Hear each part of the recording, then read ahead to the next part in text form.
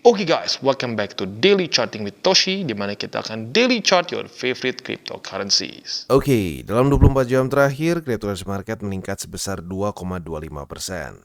Dengan total market cap mencapai di 1,03 triliun US dollars dan peningkatan Bitcoin dominan sebesar 0,3% dan juga peningkatan volume sebesar 9,58%. Kita bisa di sini untuk Bitcoin ya, dia meningkat sebesar 2,44% dan sekarang kembali trading di angka 25.900-an ya. Lalu untuk Ethereum terjadi peningkatan juga sebesar 2,15% di angka 1.594. Untuk BNB terjadi peningkatan sebesar 2%-an di angka 210,52. XRP terjadi peningkatan sebesar 1,47% di angka 48 sen. Cardano terjadi peningkatan sebesar 1,18% di angka 0,24 sen. Lalu untuk Dogecoin terjadi koreksi sebesar 0,19% di angka 0,060. Dan untuk Solana terjadi peningkatan sebesar 1%-an di angka $17.99. Lalu Tron terjadi peningkatan yang cukup signifikan sebesar 3,76% dalam 24 jam terakhir. Dan sekarang trading di angka 0,08 ya. Jadi kurang lebih seperti itu untuk hari ini. Selanjutnya kita akan masuk ke Economic Calendar. Tapi sebelum kita masuk ke Economic Calendar, kita akan dengar dulu pesan-pesan dari sponsor kita pada hari ini. Oke, today's video is brought to you by Bybit. Dan pada hari ini Bybit sedang ada berita bahagia bagi kalian yang tinggal di Kamboja, Indonesia, Philippines, atau di Thailand ya. Kita bisa menangkan berbagai macam hadiah di sini, seperti satu Alienware M18 laptop, ada 2 iPhone 15 Pro Max, ada 3 PS5, 2,5 ETH dan total 18.000 USD dalam bentuk USDT dan berbagai macam token-token lainnya. Bagaimana cara ikutannya? Ya, kita bisa lihat di sini buat yang tinggal di Kamboja, Indonesia, Philippines, dan Thailand saja. Ya, yang keren dari sini adalah 100% win rate. Jadi nggak ada ceritanya kita udah dapat satu chance dan kita nggak dapat hadiah. Ya, tinggal pertanyaan dapat hadiahnya apa? Ya, cara untuk mendapatkan si chance seperti apa? Gampang banget. Yang pertama di sini untuk lucky draw-nya kita bisa melakukan first time deposit ya dengan total deposit lebih dari 100 USD.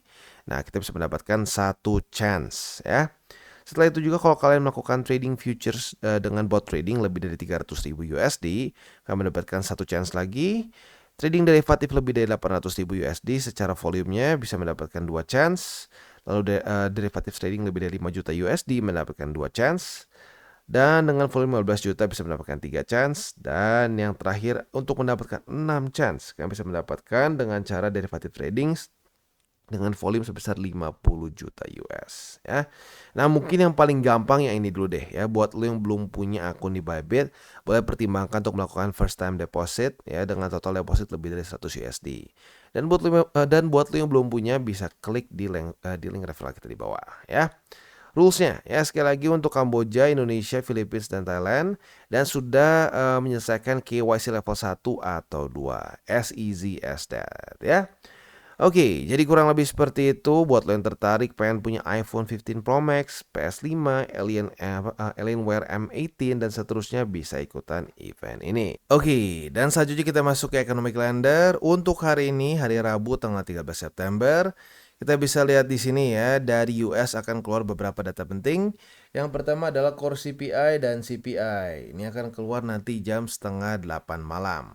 Untuk ini dua-duanya kita berharap dia lebih daripada ekspektasi. Karena CPI dan Core CPI ini ngomongin soal inflasi. Dan tentunya kita ingin dia lebih daripada ekspektasi. Karena kita bisa di sini ya, a lower than expected reading should be taken as negative or bearish for the USD. Jadi untuk si CPI ini kita berharap dia lebih rendah daripada 3,6%. Untuk yang core lebih rendah daripada 0,2%. Selanjutnya lebih malam akan keluar crude oil inventories. Untuk ini harapannya kita lebih rendah daripada ekspektasi ya. Nah untuk besok ini juga nggak kalah penting ya, tanggal 14 September dia akan keluar data ini ya, core retail sales, ada juga initial jobless claim, lalu ada PPI dan juga retail sales ya. Jadi ada 4 data penting yang siap juga mengguncang market besok ya.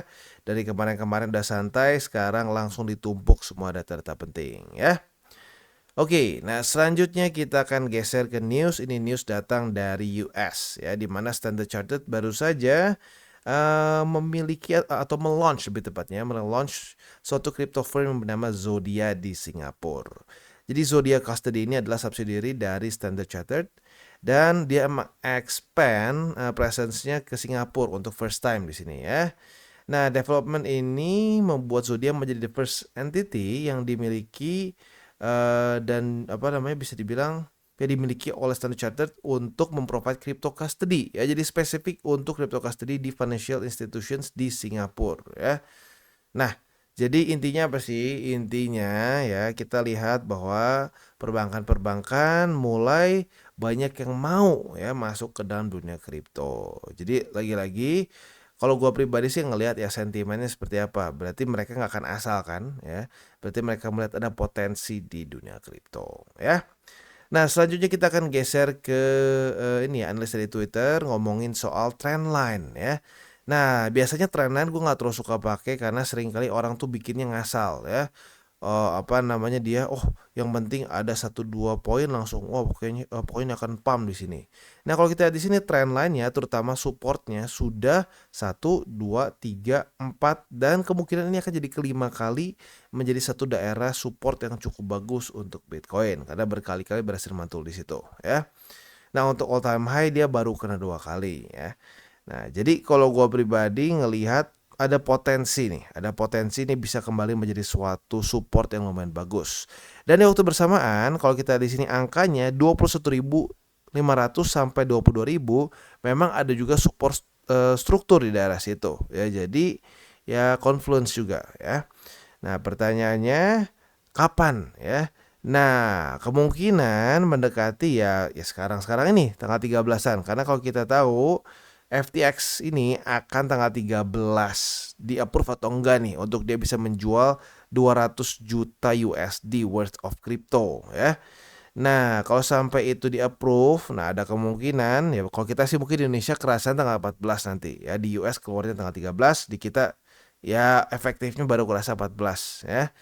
Nah, jadi kita tinggal lihat besok nih apakah hasilnya bagus atau tidak. Kalau tidak bagus ya kemungkinan drop ya. Nah, dropnya mungkin bisa ke daerah sini ya. Oke, selanjutnya kita akan geser ke TA. Untuk Bitcoin kita bisa di sini ya. Kemarin rally dengan cukup signifikan dan kembali trading di atas dari 25.733 ya. Ini cukup mengejutkan ya.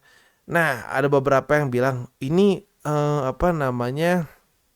bull trap bukannya bang? Ada kemungkinan bull trap. Loh, kenapa bisa gitu bang? Soalnya baru saja terjadi death cross di sini antara MA50 dan MA200 di daily ya. Dan ironisnya saat terjadi death cross seperti di sini ya, kalau kita cek lagi death cross seperti di sini, yang sering kali terjadi apa? Ya, ini bukan death cross ya. Death cross lagi itu di mana ya? Death cross lagi itu kita harus lumayan lama. Nah, di sini nih. Saat terjadi death cross, apa yang terjadi? Sering kali terjadi rally dulu gitu. Jadi harus ekstra hati-hati nih. Rally ini mungkin ya, ini bukan pasti ya tentunya ya. Ada kemungkinan rally ini bisa menjadi suatu ya bull trap gitu. Jadi harus ekstra hati-hati ya. Kita lihat pelan-pelan aja dia bisa nggak tembus si resisten satu persatu ya. Untuk sekarang PR-nya bertahan dulu di atas dari 24.733 untuk di daily ya. Nah, untuk di weekly kita bisa lihat ya dia kondisinya masih sama. Yang menjadi super berat adalah bull support band ya. Bull support band itu sekarang ada di angka 27.950 sampai 27.219 ya. Ini yang kemungkinan kalau sampai dia retest lagi masih susah untuk ditembus ya. Oke. Itu untuk Bitcoin. Selanjutnya kita akan geser ke indeks dolar. Dan untuk indeks dolar kita bisa lihat oke lah, lumayan oke. Kemarin dia nge-wick ke atas berarti ada resistance ya. Dia sulit untuk lanjut lagi ke atas. Semoga saja dia nggak perlu lagi sampai ke 105, langsung bisa membuat lower low ya. Minimal lower high dulu lah ya. Lower high, lower low, lower high, lower low dan seterusnya ya. Oke, jadi kurang lebih seperti itu untuk overview kita pada hari ini. Selanjutnya kita akan masuk ke buy limit. Tetapi sebelum kita masuk ke buy limit, seperti biasa gue akan disclaimer dulu bahwa semua konten dari TCI ini bukanlah financial advice. Ini semua bentuknya adalah edukasi. Lalu bagaimana cara untuk mendukung TCI? Ada banyak caranya. Lo bisa like our video, bisa share our video, atau juga bisa menggunakan link referral kita di bawah. Nah, buat lo yang sedang mencari-cari hardware wallet, bisa pertimbangkan untuk beli di Encrypt ya. Karena Encrypt ini adalah authorized reseller dari berbagai macam hardware wallet yang ada di sini ya. Lo bisa pilih sendiri brandnya dan free shipping di seluruh Indonesia. Jadi buat lo yang tertarik, silahkan bisa klik di link description gua di bawah. Dan seperti biasa kita masuk dulu dari Bitcoin. Untuk Bitcoin dia berhasil reclaim buy limit kedua. Berarti sekarang untuk di Bitcoin itu ada 2 buy limit. Buy limit kedua di 25.733 dan buy limit ketiga di 25.135. Itu untuk posisi spot di Bitcoin. Sementara untuk posisi futuresnya kita bisa lihat di sini kemarin tidak terjadi setup untuk kita buka posisi short. Dia malah reclaim di 25.627. Apabila terjadi retest 1, retest 2 lagi di 25.627, kita bisa buka posisi long dengan target TP kita di 27.721. Itu untuk posisi longnya. SL-nya itu di 25.000 pas lah ya, kita bulatkan aja ke 25.000 pas. Itu untuk posisi long. Untuk posisi shortnya tinggal kita balik logikanya. Apabila terjadi retest 1, retest 2 di 27.886 atau 27.700-an, kita bisa buka posisi short dengan target TP kita di 25.627. Next kita geser ke Ethereum. Untuk Ethereum dia berhasil mereclaim 1.567 ya. Nah, maka dari itu untuk buy limit berarti bisa dibilang jadi kayak awal lagi ya. Buy limit pertama di 1.567, buy limit kedua di 1.519, dan buy limit ketiga di 1.434. Itu untuk posisi spot di Ethereum. Sementara untuk posisi futuresnya kita bisa lihat di sini ya, dia kemarin sebenarnya retest 1 di sini di 1.526,1. Tetapi kemarin tidak terjadi retest kedua. Jadi kita nggak bisa buka posisi long ya. Nah, untuk sekarang posisi short mungkin lebih dekat ya. Apabila terjadi retest 1, retest 2 di 1625,8, kita bisa buka posisi short dengan target TP di 1586. Itu untuk posisi shortnya ya. Untuk posisi longnya apabila terjadi retest 1, retest 2 di 1596,7, kita bisa buka posisi long dengan target TP kita di 1625. Dan selanjutnya kita geser ke XRP ya. Nah, untuk XRP kita bisa lihat di sini dia ada sedikit bounce ya, ada sedikit rally tapi nggak terlalu signifikan. Jadi untuk posisi spot masih sama. Buy limit pertama 45 sen, buy limit kedua 40 sen, dan buy limit ketiga di 38 sen. Sementara untuk posisi futuresnya, kita bisa lihat di sini sudah terjadi apa? Retest 1, retest 2 di 47 sen ya. Maka kita sudah punya posisi long di sini ya. Nah, target TP-nya di mana, Bang? Target TP-nya untuk yang konservatif ya, kita sekarang geser lebih di bawah. Untuk yang konservatif itu di sini ya. Di angka 50 sen. Sementara untuk yang lebih agresif boleh pertimbangkan di 54 sen. Itu untuk posisi long dengan SL di sini. SL-nya di 44 sen ya. Itu untuk posisi long. Untuk posisi shortnya apabila terjadi retest 1, retest 2 di 50 sen sebagai resisten, kita bisa buka posisi short dengan target TP kita di 47 sen dan SL kita di 50 sen. Dan sekarang kita masuk ke BNB. Untuk BNB kita bisa lihat di sini ya, kemarin berhasil mantul di 205 ya. Artinya buy limit kedua kembali menahan BNB ya. Jadi untuk sekarang buy limit yang masih aktif adalah buy limit kedua di 205 dan buy limit ketiga di 196,9. Itu untuk posisi spot di BNB. Sementara untuk posisi futuresnya kemarin sayangnya tidak terjadi retest kedua di 204,6 ya, jadi kita belum bisa buka posisi long. Untuk sekarang posisi shortnya masih sama seperti kemarin, retest 1, retest 2 di 219,4, kita bisa buka posisi short dengan target TP kita di 208,4. Sementara posisi longnya masih sama seperti kemarin juga, retest 1, retest 2 di 208,4, kita bisa buka posisi long dengan target TP kita di 219,4. Dan yang terakhir kita masuk ke Cardano. Untuk Cardano kita bisa lihat dia berhasil reclaim, tapi wicknya panjang banget sayangnya ya, berarti masih ke reject oleh resisten di atas.